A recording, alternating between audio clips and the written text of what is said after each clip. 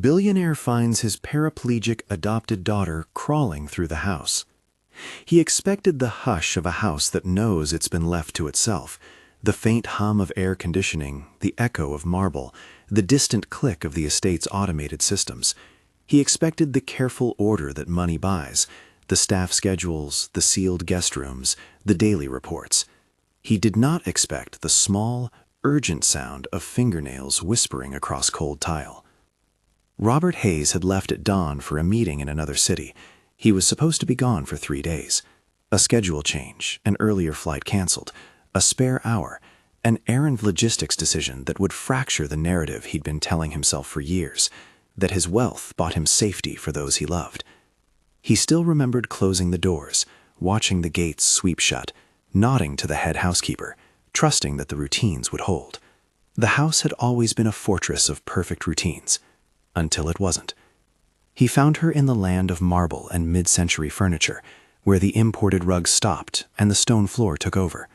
A small hand, fingers raw around a crack in the grout, a patch of hair clinging to a cheek, a voice almost lost under the ceiling. Daddy. Sophia.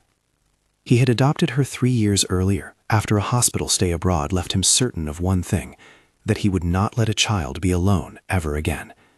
He had signed papers with confident hands. He had paid for the best therapists, the best equipment, the best aides his lawyers and friends recommended. He had provided a life of appointments and schedules, an array of specialists and a staff whose names he could list by memory. But standing there, with a child who could not stand, dragging herself across the same floor he walked across every morning for meetings and returns to rooms where his business partners toasted success, he realized he had been absent in the most important ways. She was thin, not gaunt, but small in a way that made his chest tighten. Dust clung to the knees of the pajama pants she had on, cuffs frayed. Her hair was matted in a way that bespoke long hours unattended. Her eyes lifted to him with a question that had been waiting, abbreviated, hoarse, but utterly clear. You're back. Robert dropped his bag and moved before he knew he had decided. He crouched and scooped her up, the way a father does without thinking first. Her weight was lighter than he expected. Her body yielded in a way that spoke louder than any medical report could in that moment. She pressed her face into his chest, and for a breath he existed only in the small economy of her breathing.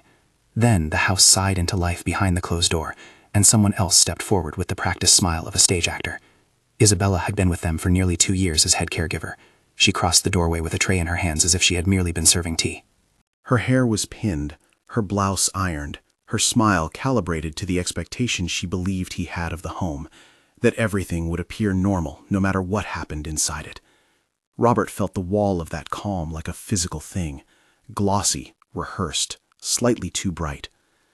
"He's back," Isabella said to the room with theatrical lightness, as if she were announcing a guest to an audience. Her voice hit a pitch that made Robert's skin crawl. "Mr. Hayes?" Robert put Sophia down carefully, still holding her shoulder. "What happened?" he asked. Isabella's practiced face folded into a version of concern. "She was just trying to get to me," she said. She wanted to say something. Her hand fluttered. The tray trembled. "We were fine. She just got a bit restless. You know how children get, especially after being stuck inside."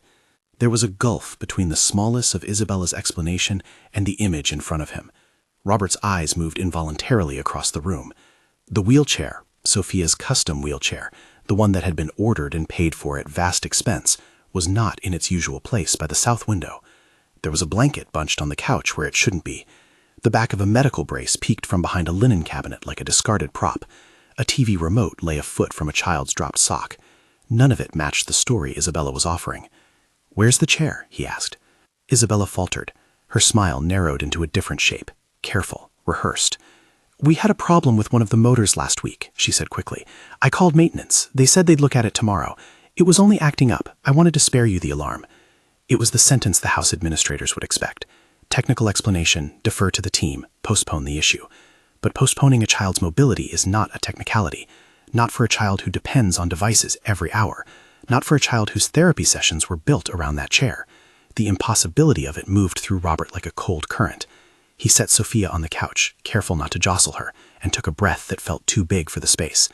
"Call him," he said to Isabella. "Now. The maintenance head. Tell me his name. Tell me what was scheduled." She fumbled for the phone as if this were simply a continuation of her day's tasks, and not a fracture being examined under glaring light. Her voice on the line was brittle, a human thing wearing the mask of responsibility.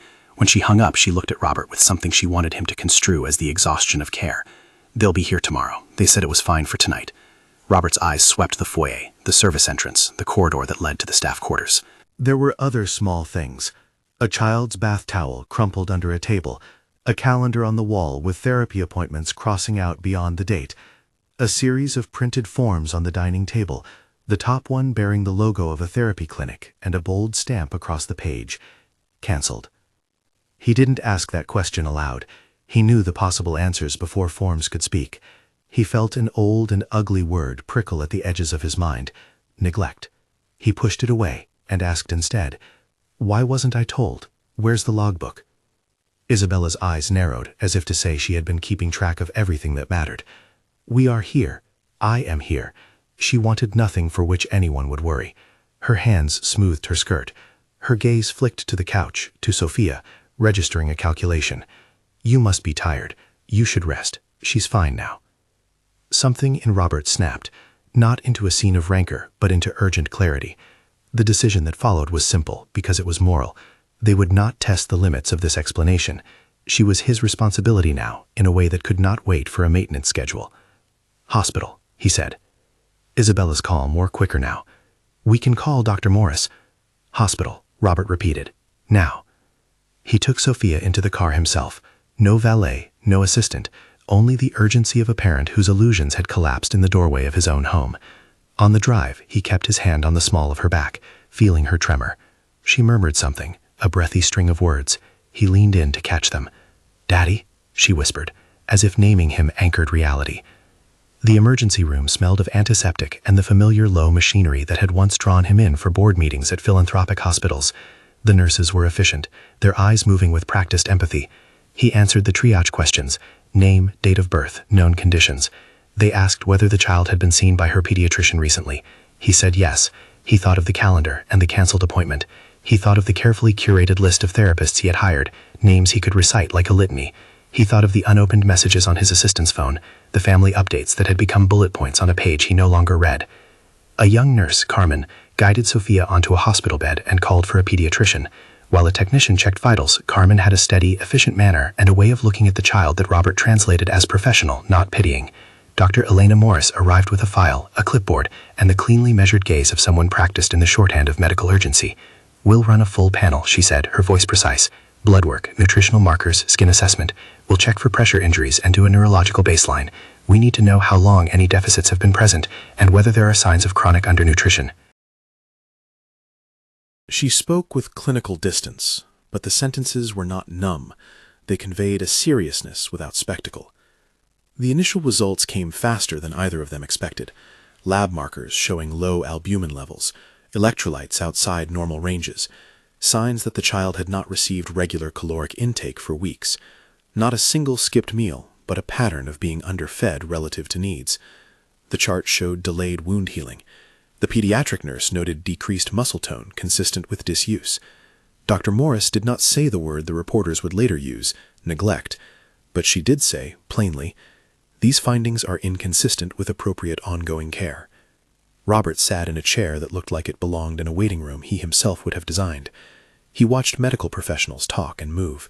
He watched a material list of small failures unspool into a mosaic of what had happened to his daughter. He thought of budgets and boards and meetings that had been allowed to eclipse bedtime stories, physical therapy sessions, the daily monitoring of vulnerable child needs. For the first time, the ledger he had kept of his own life, deal after deal, flight after flight, meeting after meeting, appeared as a ledger of absence. When the doctor stepped out to speak plainly, Robert leaned forward. "Was this intentional?" he asked. Dr. Morris hesitated only the time it took to translate clinical observation to legalese. "There are indicators that the care plan was not followed," she said. "Whether that is due to willful omission, negligence, or incompetence will be part of what social services and, if necessary, investigators determine. For now, we will stabilize her, address nutritional deficits, treat any skin integrity issues, and ensure she receives the therapy she has been prescribed." Those words landed like punctuation. Stabilize, treat, ensure. They were promises made into the air, boxes to be checked, things for systems to do. They were not apologies. They were also far more than he had expected when he left for that meeting 3 days earlier. Sophia slept briefly in the ICU's quieter wing, a small, exhausted island under the hospital's dim lights. Robert stayed beside her bed, a stranger to the small rituals of care but present with an intensity entirely new. He called his assistant, his lawyers. He asked them to start a record of everything. He asked for a copy of the staff rosters, of the appointment logs, of the monthly therapy invoices. He ordered the hospital social worker to be notified. He extended money for any immediate needs but felt its futility. Money could set up new treatment schedules, it could fly in specialists, it could buy equipment that replaced broken things, but it could not walk the hours back. "How long has she been like this?" he asked the social worker, Martha Lane, when she arrived with a folder and the careful kindness of someone who had seen too many families collapse under the weight of culpability. "That's what we need to determine," Martha said. "There are medical markers for chronic neglect.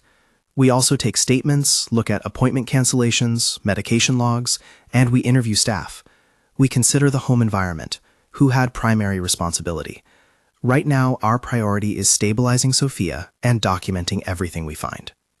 Robert heard the word documentation as if it were a promise that the day would not evaporate into private guilt. Documentation. He wanted it desperately. He wanted not only to save his daughter, but to ensure the narrative that produced this did not repeat itself. Within hours, social services began the administrative steps to ensure Sophia's safety. Protective custody for the duration of the investigation, a standing court order limiting contact pending review, and assignment of an investigator who specialized in pediatric neglect cases. Paperwork moved in the sterile, efficient ballet of institutions. At a table outside the ICU, Robert and Martha opened a file together. It felt official in a way that would not have surprised him had it been about a corporate merger. He kept thinking of the manifest contrast. In one life, he could close deals and move markets. In this one, he felt like an amateur fumbling through basic parenthood. "Who was supervising at home the last 48 hours?" Martha asked. Isabella's name was already on the list. The head caregiver had been the person responsible for daily routines and for communicating issues up the chain. Robert had trusted her authority. She had been the person he relied on when he could not be present. Now that reliance felt like an accounting error. "She says maintenance will be here tomorrow," Robert told Martha. He felt like a man repeating a line that was now paltry in the face of sterile hospital lighting. "She says the chair was being repaired." Martha made notes. "We'll request the maintenance logs. We'll get service orders and invoices. We'll ask for any communication with providers. We'll check billing records, phone calls, service tickets, cancellations for therapy appointments. We will also interview staff and any household employees, anyone who might have witnessed changes in behavior or care." Robert's phone buzzed with calls from his lawyers and personal assistants, all stunned into motion. He gave them brief orders, too precise to seem spontaneous. Secure all surveillance footage for the last month, provide complete payroll and scheduling records, freeze any unusual transfers from the household accounts. He felt like he was in two places at once, the sterile hospital room and an ancestral hall of his own making, where widgets and contracts and a corporate structure had been built to withstand storms, but not necessarily the subtler collapse that could occur in the rooms where people lived. Martha's tone shifted into something that carried the weight of a possible criminal referral. "If we find deliberate obstruction of care or evidence of tampering with equipment, we will initiate a referral to law enforcement," she said. "We will also protect the child's medical records and collect sworn statements. This will be thorough, and we will aim to preserve the dignity and privacy of the child." The last line was both a comfort and a steel constraint. He nodded. "Do it," he said. In the hours after, with Sophia asleep under a thin hospital blanket, Robert's phone became a conduit of two kinds of information: the immediate kind, doctors, tests, service orders, and the slow, granular kind, schedules, account statements, the thin paper traces of daily life. His team began to pull paperwork, and his head of security, a retired military man named Marcus, started to comb through the estate's surveillance system logs. Marcus had an instinct for the kinds of things people overlooked: the maintenance of cameras, the timestamp mismatches, the backups that never made it to the cloud. He had been with Robert for years and knew the family's architecture like a ship's deck. Marcus's first message was terse and alarming. Some cameras had inconsistent recordings for the week prior. "Find the hard drives," Robert told Marcus. "Every device. We need everything." Isabella, when confronted by a nurse about the canceled therapy appointments, had a new line rehearsed: an overburdened caretaker with too much responsibility. "We thought we could do some at home," she said. "I tried to keep up with the exercises." When asked about the wheelchair, she repeated the maintenance explanation. When asked about missing food logs, she cited budgeting, miscommunication. Her answers had a texture that felt like performance, generous explanations, touched with self-effacement, but always maintaining a pivot away from responsibility. There was an unwillingness in her eyes that Robert could not parse yet, either a refusal to see the truth or a cultivated habit of turning every inquiry into a necessity for sympathy. He found himself imagining two versions of her, one he wanted to believe, one that the evidence would later make impossible to sustain. That night, after the hospital's day crew had shifted to evening and the corridors had taken on a drowsy hush, Marcus arrived at the hospital bearing an evidence bag and a grave face. "We searched the house," he said, "found a few things that don't line up." In a plain, controlled voice, he enumerated the finds: a dismantled wheelchair frame hidden behind a stack of seasonal linens in the service corridor, a small set of replacement parts in a locked tool cabinet with the serial numbers filed elsewhere, invoices for therapy appointments marked cancelled with notes that read "client unavailable" on dates when the clinic's booking system had showed as no-show, not rescheduled, a ledger indicating transfers out of a petty household account to a vendor not associated with medical services. Marcus produced a small, battered tablet found beneath the cushions of a seldom-used lounge chair in the staff room. The tablet's case was scuffed. The screen bore a child's smudge, as if hands had clung to it. It was an old model that had been retired. "Why would someone put a tablet in a staff room?" Robert asked, more to himself than to Marcus. A memory rose unbidden. Nights in his office with spreadsheets open, thinking he was solving the world's problems with columns and figures. He had not visited the staff room in years. Marcus shrugged. Maybe it was hidden. Maybe someone wanted a witness but didn't want it in the house where it could be found. We won't know until we see the files.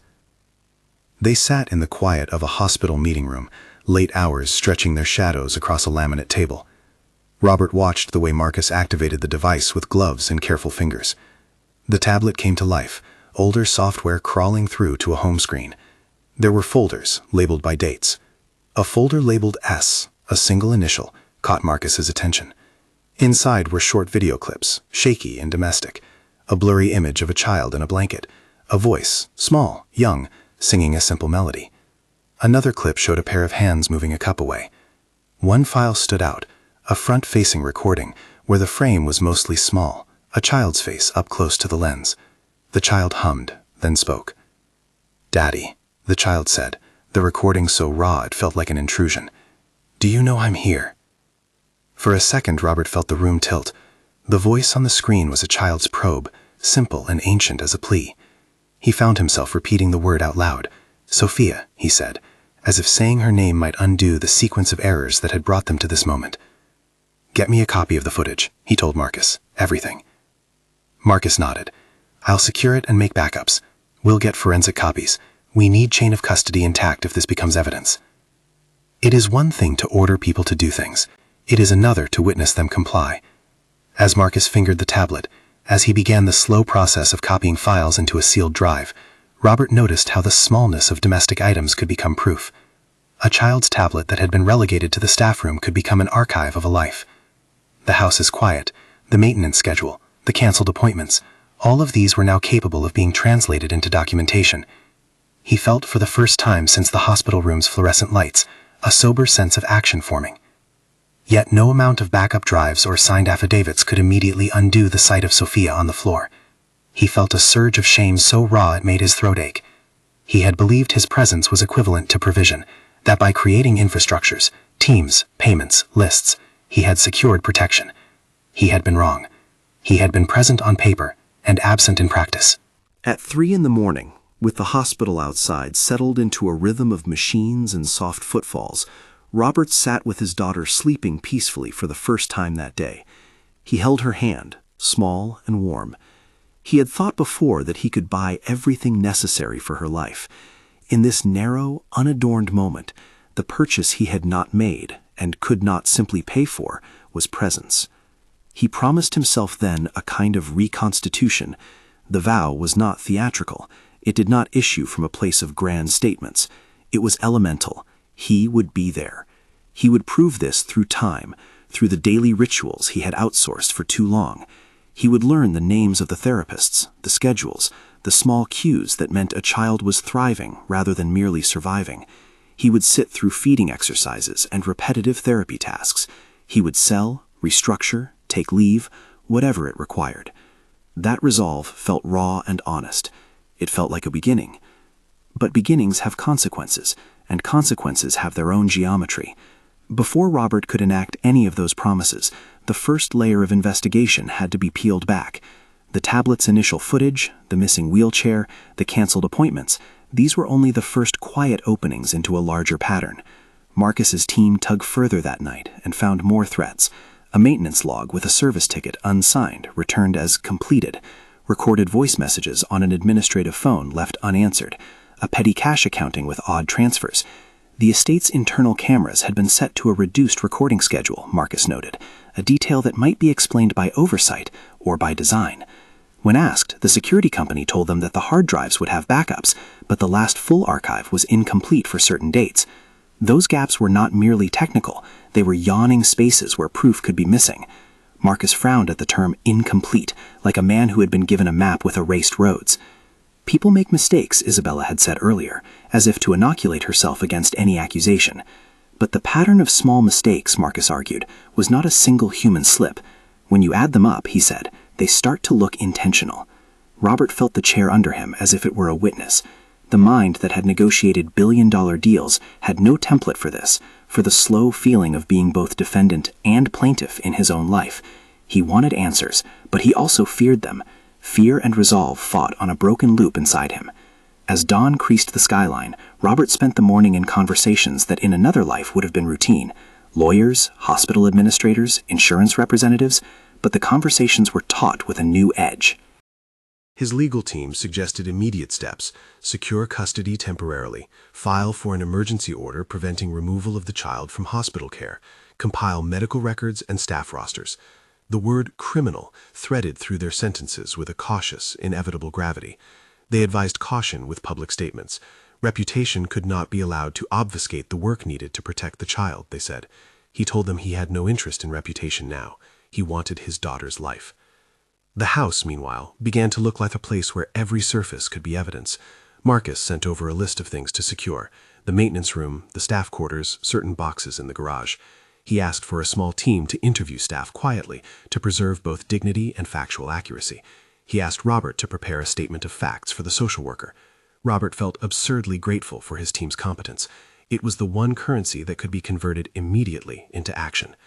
That afternoon, as the hospital ran its rounds, a former housekeeper, an older woman named Rosa, who had left the estate months before after what she described as a small, unattended confrontation, arrived at the hospital with a folded envelope and the look of a person carrying a truth she had not intended to bring.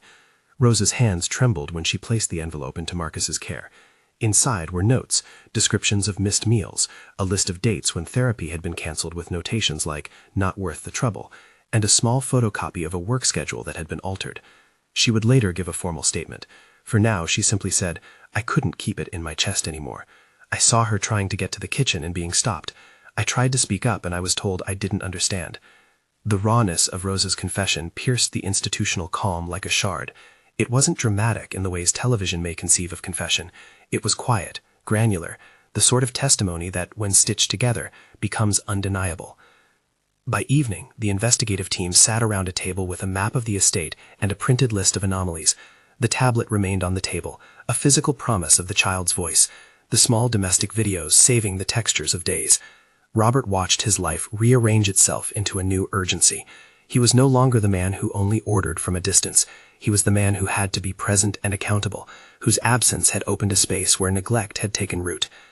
There was, too, a private reckoning. Episodes of missed calls and dinners with partners, times he had assigned meaning to other things, rose up like debts. He found himself replaying small domestic scenes for clues, the way a laundry turned up late, the way meal rotations had been shifted to staff evenings. He knew that guilt was not a legal argument, but it held weight in him, as heavy as any piece of evidence. That night, before the lights in the hospital dimmed and the night nurses took over the quieter shift, Marcus returned to Robert with one more thing. "We found audio recordings," he said. "Not many, but a few. Short, awkward. Evidence of someone telling the child to be quiet when she asked for help. Not a lot, but He swallowed, the word "but" sitting between them like a hinge. "Play it," Robert said. The clip was brief and weary, a voice off camera telling a small child to hush, to be practical, to stop making trouble. The recording was not sensational, but it carried the weight of a smaller cruelty, instructions to minimize a child's needs as if they were impositions rather than cries. Robert felt each syllable like a pebble in his shoe. The tablet's videos were not yet formal evidence with chain of custody established, but they were a start.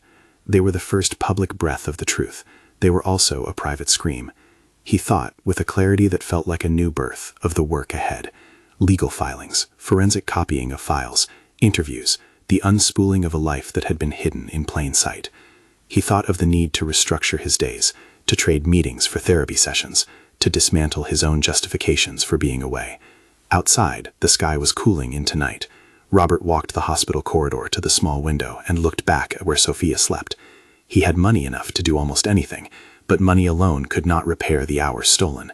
It could buy specialists, equipment, and a private room with the best possible care. It could not unmake the pattern that had allowed neglect to take hold. Only presence, only time, only the solemn practice of showing up day after day would teach the unteachable within him, that not every problem of the heart yields to a transaction. He put a hand against the glass and made a promise to himself without noise, a private contract that would define the coming days. The first chapter of repair would be practical. Take custody once allowed, restructure daily life, institute oversight, and use the full legal and medical resources at his disposal. The second chapter, he knew, would be less measurable. Rebuild trust, demonstrate through consistency that he was there, and make the slow investments of small, patient acts. They had, meanwhile, the beginnings of a case. Marcus and Martha and the legal team would compile documents. The tablet's files would be forensically copied. Rosa would prepare her statement. Marcus would demand the maintenance logs and the security backups. The threads were visible now.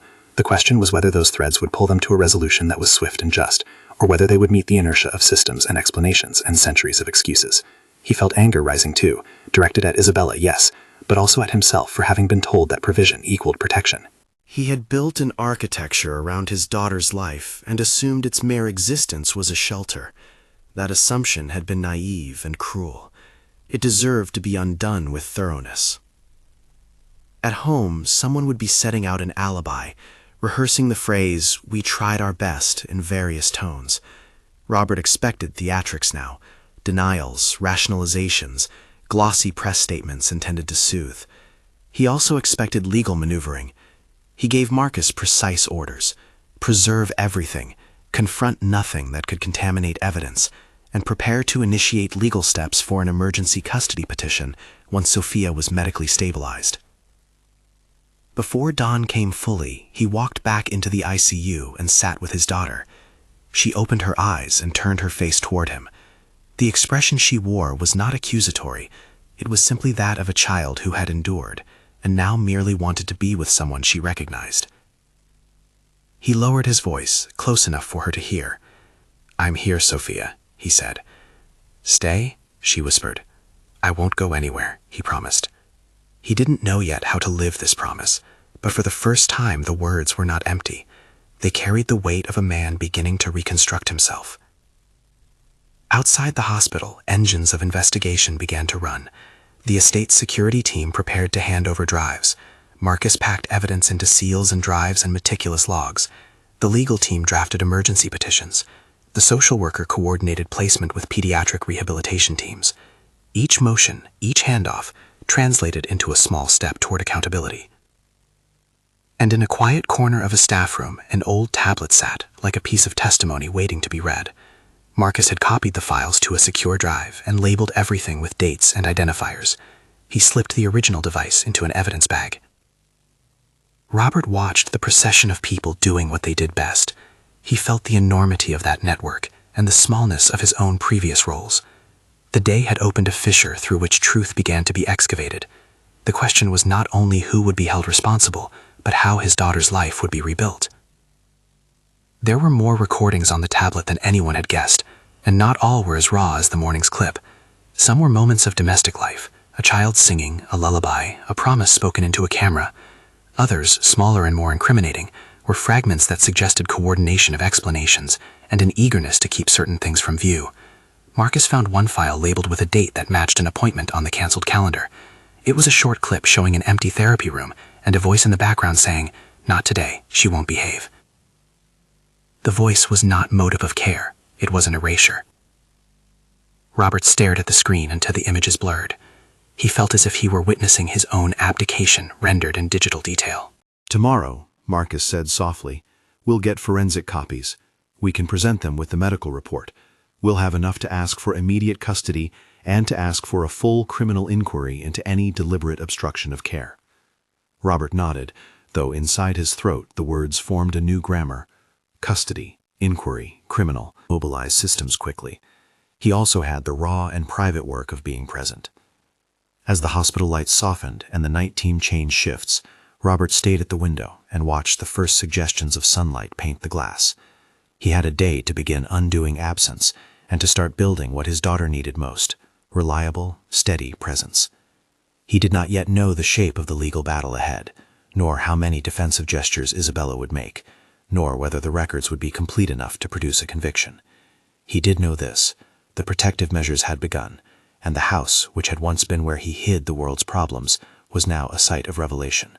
The tablet in the evidence bag had recorded not only a child's small voice, but the first tendrils of the truth. When he left the hospital in the muted morning light, his team in motion around him, Robert carried with him a map of the next steps: forensic copies, secure custody filings, statements from staff and witnesses, and a plan to restructure his life to be present for the long haul. He carried also a private, fiercer thing: the sense that wealth without presence is an alibi, and he wanted no part of that comfortable fiction anymore. As he exited, the nurse who had first tended to Sophia placed a handwritten note on his palm. It was a small thing: a list of the pediatricians they approved, a local support group's name, times for an introductory session. "For when you ask the hard questions," she said. He read the names and felt the weight of them. They were not trophies, they were tools.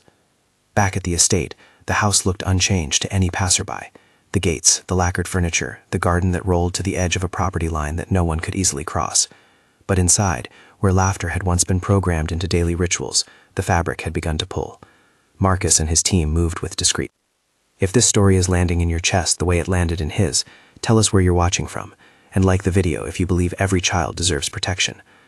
Marcus and the team moved like a small, efficient army behind him, each person with a role that turned outrage into procedure. Fernando Torres, a private investigator whose resume read like someone who had learned how to read people before paper, arrived within the day. He wore no theatrics, just a gray jacket, a patient face, and questions that landed like careful probes. Fernando's first days were not cinematic confrontations, but the slow, relentless work of connecting the dots: timestamps, receipts, phone logs, service tickets, and the small domestic artifacts that, when stacked, spelled out a pattern. They walked the house with flashlights and notebooks. They found the dismantled wheelchair frame hidden behind seasonal boxes exactly where Marcus had said it would be, tucked in a corridor used for overflow storage. The motor housing had been unbolted, a cable lay cut and frayed. The spare parts, it turned out, had been ordered weeks earlier and never installed. A maintenance invoice bore the technician's name, but no signature. An email chain showed a request to postpone the visit with a hand-typed reason that read less like care than convenience. Client's family unavailable today. The therapy clinic had a different story. Entries in their scheduling system logged repeated cancellations with notes like "client unreachable," followed not by reschedules, but by permanent deletes. Fernando's team pulled the tablet's files into a secure forensic environment within 48 hours. The audio clips were short but damning in texture: a child's tentative questions, a voice off-screen telling the child to be quiet, the rustle of hands moving food away, adults laughing about extra work in tones that suggested exasperation rather than affection. One longer file showed a conversation between a staffer and an unknown number discussing petty cash and buying things for the house. Language that, once cross-referenced with the ledger Marcus had uncovered, hinted that funds meant for Sophia's specific therapies had been rerouted into household expenses. Rosa agreed to a recorded statement. Her voice trembled initially, then steadied as details took shape. Dates she had requested additional feeding protocols and been told to make do. Nights she had called a supervisor and been told not to worry. A day she had seen Isabella physically move the wheelchair into a storage room and lock it with a separate key. Rosa said plainly, "I kept thinking someone would do something. People told me it wasn't my place. I thought if I said anything, they'd find me troublesome." "Why now?" Fernando asked gently. Rosa's answer was simple and human. Because I couldn't sleep. When I heard the little one's voice on that tablet, I couldn't live with not speaking. The legal picture began to assemble. Robert's lawyers filed an emergency petition for exclusive custody and for immediate protective measures. The petition cited medical findings, nutritional markers, delayed wound healing, decreased muscle tone, and the existence of digital recordings that suggested deliberate obstruction of care. It requested that Sophia remain under hospital supervision and that no one from the household be allowed unsupervised contact until an investigation concluded. News leaked. In the age of smartphones, a neighbor's sighting of Marcus carrying a sealed evidence bag to a waiting vehicle became a thread on social media. Reporters beat a cautious path to the hospital gates. Robert's team asked for restraint. Hospital administrators issued a statement that they could not comment on ongoing investigations, but confirmed the child was under treatment and that social services were involved. Isabella hired a lawyer, someone who specialized in smoothing scandal, and her first public words were crafted to sound maternal and weary. "I devoted my days to caring for her," she said through her counsel. "If there were problems, they were due to the complexity of her condition. I am devastated." It was the kind of performance that often buys time, grief offered at a controlled volume, ambiguity about culpability, and appeal to the precariousness of caregiving roles. The narrative Isabella offered had elements that some in the public were prepared to accept: exhausted staff, technical failures, and unavoidable lapse. But the physical documents, the canceled therapy invoices, the maintenance orders, the tablet videos, and sworn testimony from staff like Rosa resisted simplification. The court calendar moved quickly. Given the medical evidence and social services recommendation, the judge agreed to an expedited hearing to determine temporary custody and visitation. The hearing room itself was not a theater, but a sober chamber where legal points were made with clipped clarity. Dr. Elena Morris testified with clinical precision about the signs of chronic undernutrition and disuse atrophy. She explained the likely consequences of delayed therapy for a child with Sophia's needs and emphasized the importance of continuous care, consistent positioning, and nutritional monitoring. Marcus and Fernando testified about the physical evidence. On screens, the court saw forensic copies of the tablets videos, short, raw, and unembellished. A clip with a timestamp and a calendar match showed a purportedly canceled therapy day, an empty clinic room, and the off-camera voice explaining that she won't behave. Another clip showed an argument that sounded prepared, a staffer saying they had to keep things quiet. The judge watched in silence, fingers interlaced, while the prosecutor, a county attorney who had been briefed by social services, laid out the sequence demonstrating a pattern of omission. Isabella's defense did what defenses do. It attempted to humanize her, to show her own burdens, to offer mitigating context. Her lawyer argued that mistakes had been made, but not with criminal intent, that lapses were symptoms of systemic feelings in home care, not a scheme to harm. The courtroom exchange tightened into the collision between evidentiary facts and competing narratives of intent.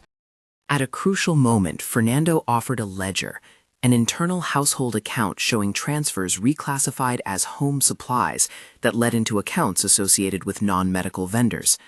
The prosecution used that thread to suggest that funds meant for therapy had been misallocated. It was not proof of criminal intent on its own, but it was another tile in the mosaic. When the judge read the order, the room held a kind of brittle stillness. He granted immediate exclusive temporary custody to Robert Hayes and ordered that Isabella have no unsupervised contact pending the outcome of the investigation. He also directed law enforcement to open a formal inquiry into the potential obstruction of medical care and into the financial irregularities flagged by the petition. The judge's language was careful. He did not declare guilt.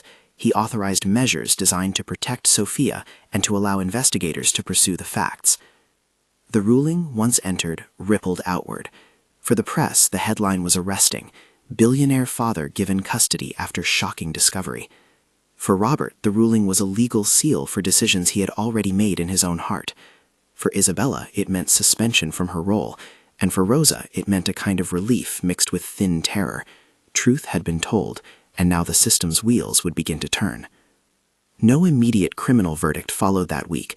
The law moves in stages, and investigations require patience as much as pressure. What changed immediately was custody, and with custody came the power to lower volume and increase the pace of rehabilitation.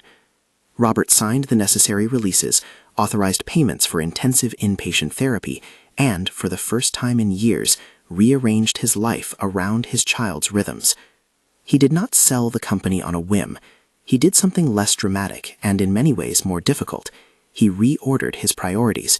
He moved key responsibilities to trusted executives, placed a moratorium on travel, and built a daily schedule that began and ended at his daughter's bedside. He publicly announced a temporary step back in responsibilities to focus on family, a phrase that read to some as a PR move, but for him was a literal shift of calendar blocks and bedtime stories. Recovery did not happen on a single morning. It happened on the smallest of insistences. Physiotherapists came in with plans that looked like urban landscapes, repetitive sets, measured increases in load, careful attention to skincare and nutrition. A feeding plan instructed caregivers to increase caloric intake in gentle steps. A speech therapist worked on vocalization and the muscular coordination that happened even when a child could not stand.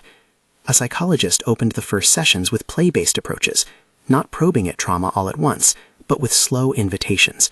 Drawings first, then stories, then naming feelings. There were tiny victories that gathered like currency. The scale showed an incremental climb that made the pediatric team smile. A dressing routine went from a painful struggle to a cooperative ritual. A physiotherapist reported measurable improvement in range of motion over weeks rather than days. Sophia laughed for the first time in months at a silly song Robert made up about a clumsy pelican. That laugh, bright and real, felt to him like a return of color to a washed-out painting. Weeks became months. Robert learned the language of daily care, the names of ointments and their schedules, how to strap a harness for transfer without making it a power struggle, which therapists to schedule on heavy days and which to keep light. He learned to be present in ways he had never permitted himself to be. Present did not mean hovering. It meant doing the small, humiliating work of being the parent who feeds, changes, laughs, and sits through exercises. It meant learning how to be the person who bears discomfort without deflecting it with deals. Robert's public life contracted, but did not vanish. He used his resources not to erase the past, but to build infrastructure meant to prevent its repetition. He commissioned a comprehensive audit of the estate's staffing practices, instituted mandatory independent oversight for in-home care, and funded new protocols for caregiver training that emphasized mandatory reporting and clear lines of accountability. He met with policy advocates and asked blunt questions. What does the system overlook? Where do we create perverse incentives that keep children invisible? The tablet footage remained part of the official file. Investigators continued to follow leads. The financial trail prompted inquiries into the household accounts. Isabella's legal team fought to frame the pattern as negligence rather than deliberate harm. Prosecutors weighed the evidence, mindful of the difference. The legal narrative did not conclude in a single act, but the immediate priority, Sophia's safety, had been secured. Recovery came in unpredictable textures. One afternoon in a sunlit therapy room painted in pastel blues, Sophia sat with a paintbrush held between her fingers, hand adapted to how she could hold it, and began to paint with the determined intensity of a child discovering a new language. The therapist didn't push her for strokes that matched any adult expectation. She pushed for joy, for the feel of color on paper, and for the thin lines of connection that come through creative acts. When Sophia turned the paper toward Robert, the picture was raw and simple. A sun, a large stick figure beside it, and a smaller form with outstretched arms. Beneath, in a child's hurried script, was a word he had longed to hear. Dad. The first time she transferred into a new, custom wheelchair that fit her body rather than forcing her into a template, she didn't smile right away, but she touched the upholstery with a reverence, as if to test whether comfort could be made to hold. When she first made a purposeful reach for a toy and succeeded, Robert felt something loosen inside him, the tight coil of guilt beginning to give way to cautious hope. Support groups and local rehabilitation centers played a role too. Robert began attending a monthly caregiver circle, not as a speaker, but as a learner. He listened to parents whose stories were not his, whose resources were scarcer, whose days were at times harder precisely because systems treated them as peripheral. Those conversations reshaped his sense of responsibility from private redemption to public obligation. Media interest did not entirely fade.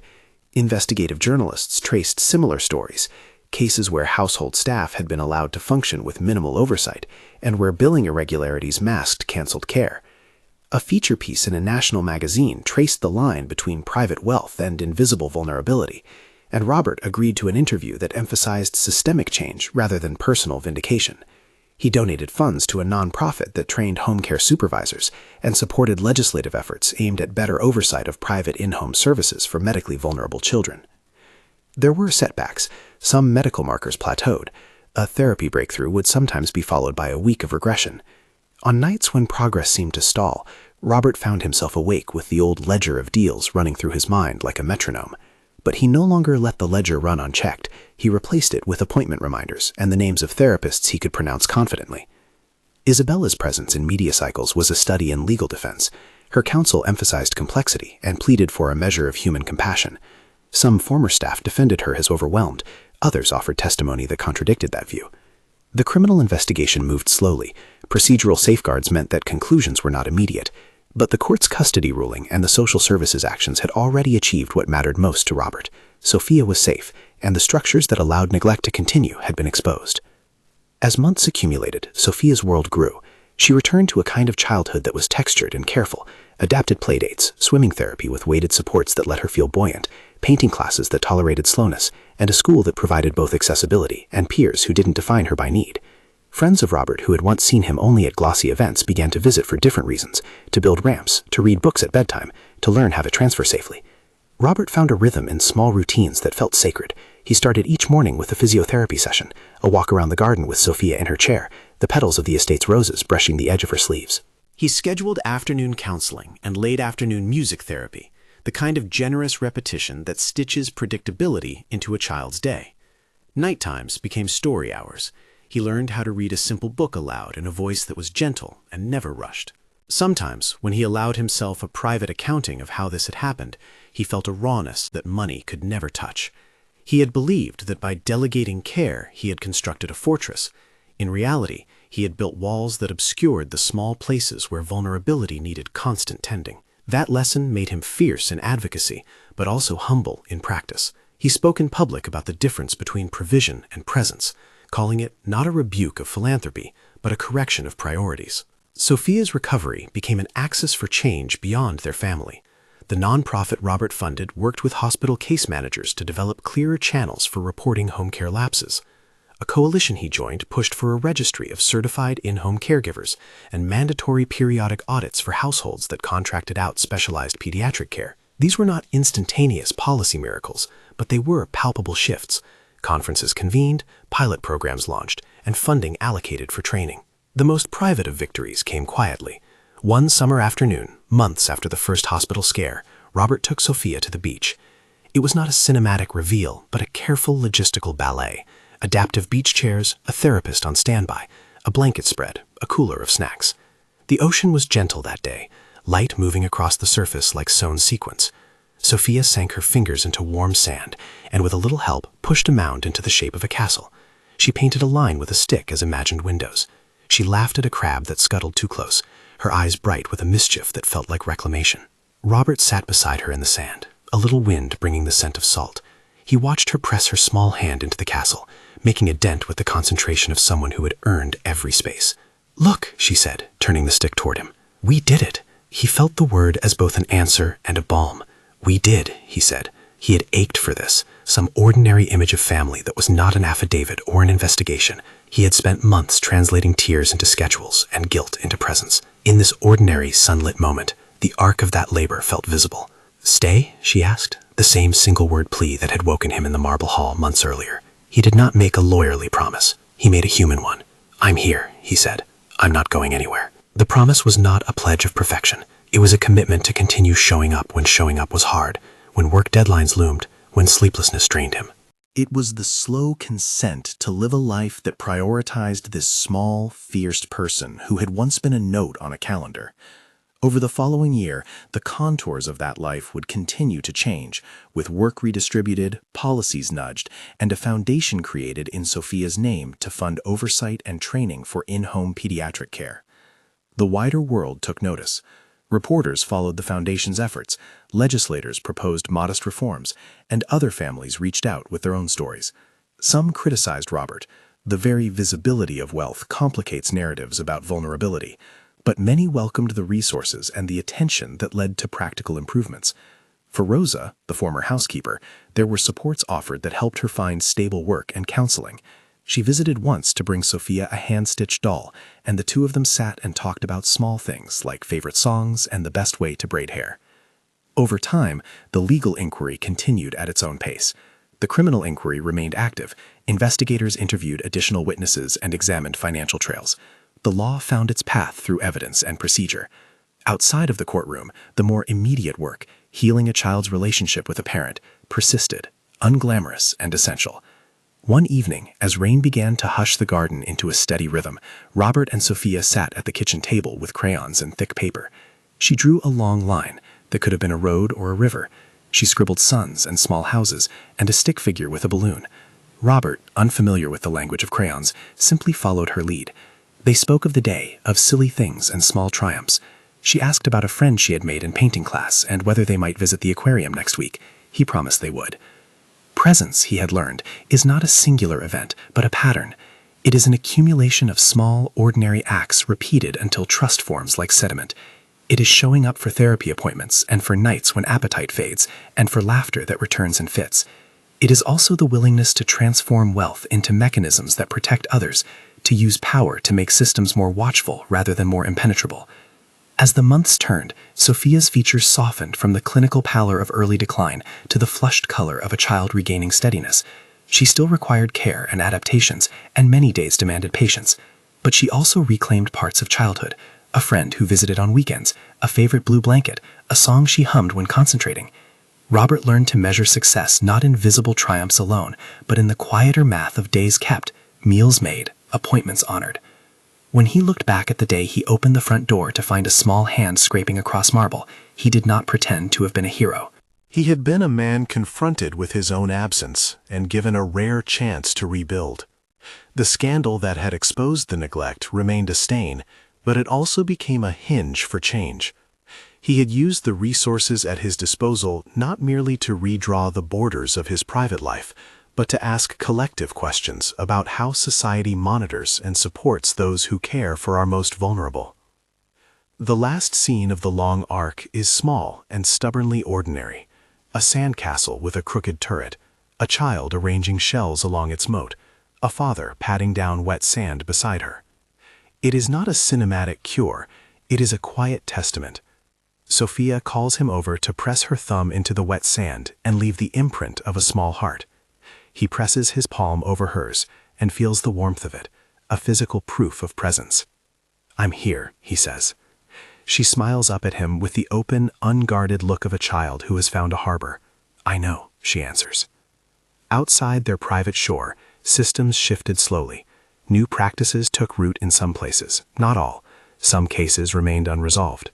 But for one child, and for one man who had believed wealth equaled safety, the change was palpable. A life rearranged around the steady act of staying.